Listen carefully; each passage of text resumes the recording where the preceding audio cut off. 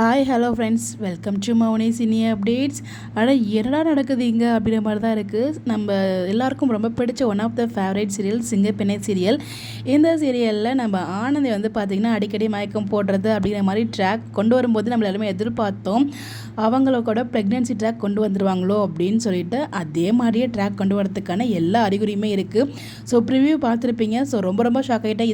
எதுக்கே நீங்கள் வந்து அன்பையும் ஆனந்தையும் சேர்த்து வச்சு அப்படி எங்களுக்கு வந்து ஒரு ஹாப்பினஸான ஒரு ட்ரீட்லாம் கொடுத்தீங்க அப்படிங்கிற மாதிரி தான் இருந்துச்சு.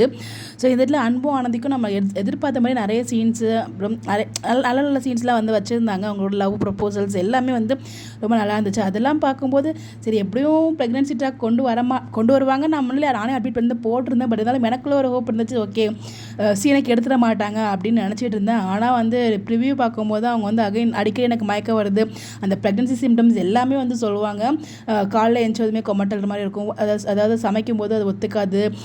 ஏதாவது ஒரு சில ஃபுட் சாப்பிடும்போது வாமிட் வருது. இதெல்லாம் சொல்லும்போது என்னடா இது எல்லாமே ப்ரெக்னென்சி சிம்டம்ஸாக காமிக்கிறாங்களே அப்படின்னு கடைசியாக வந்து அவங்க ஃபைனலாக அந்த ஒரு கொஸ்டினே கேட்டுறாங்க.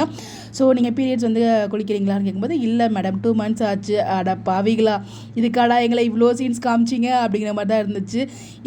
எதுக்குடா நாங்கள் அன்பும் ஆனந்தி வச்சு அவ்வளோ ஒரு ஹாப்பினஸில் இருந்தோம் அப்படிங்கிற மாதிரி இருக்குது. இப்போ இந்த இடத்துல இதுக்கப்புறம் எப்படி கொண்டு போக போகிறாங்க? இது எல்லாத்துக்குமே காரணம் மகேஷ். நம்ம எல்லாருக்குமே தெரியும், மகேஷ்க்கும் தெரியும் ரெண்டு பேரும் லவ் பண்ணுறாங்க அப்படின்னு சொல்லிட்டு எங்கே போய் முடிய போதோ நமக்கு தெரியல. இது எப்படி தெரிய வரும்? அது மகேஷ் தான் இதுக்கு எல்லாத்துக்கும் காரணம்னு சொல்லி எப்படி தெரிய வரும் அப்படின்னு சொல்லி பல கேள்விகள் இருக்குது.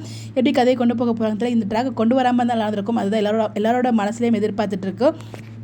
ஒரு கேள்வி, எதுக்காக சம்மந்தமே இல்லாமல் நல்லா போயிட்டு இருக்க ஒரு சில இப்படி ஒரு ட்ராக் கொண்டு வராங்க அப்படின்னு சொல்லிட்டு இந்த அன்பும் ஆனந்தையும் லவ் பண்ணுறாங்க. அப்படி மகேஷ் கூட சேர்த்து வைப்பாங்களா அப்போ ப்ரெக்னெண்ட்டாக இருந்தா அப்படிங்கிற மாதிரி. அப்போ இது லவ் மேரேஜா இல்லை வேறு மாதிரி மேரேஜா அப்படிங்கிற மாதிரி எனக்குள்ளேயும் ஒரு கேள்வி இருந்துட்டு இருக்கு. பாப்போம் என்ன தான் பண்ண போகிறாங்க. கண்டிப்பாக அங்கே ப்ரெக்னென்சி ட்ராக் கொண்டு வந்துட்டாங்க. அதுக்கான எல்லா அறிகுறியுமே வந்து அந்த ப்ரிவியூலேயே நம்ம கிரியேட்டில் தெரிஞ்சிடுச்சு.